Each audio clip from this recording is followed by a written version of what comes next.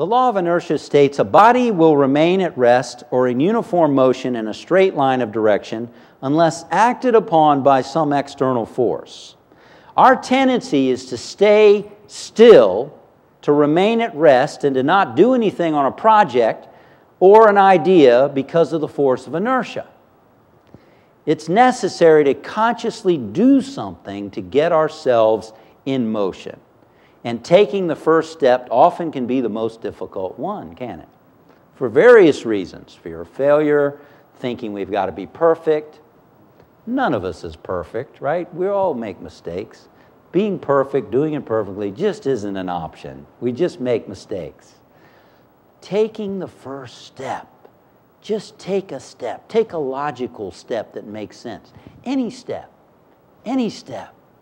Person who wants to maybe go back to school, well, buy a catalog. Look through the catalog.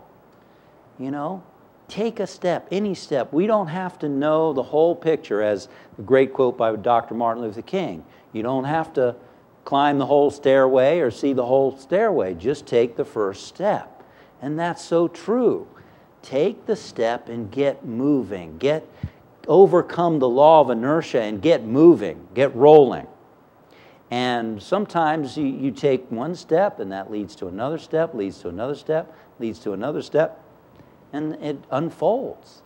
Big things are done by little steps, right? The big things. Someone's writing a screenplay, for instance.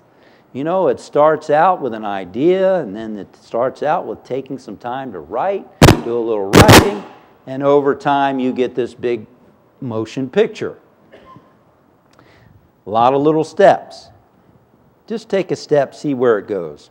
As you've heard me say before, maybe, God can't steer a parked car.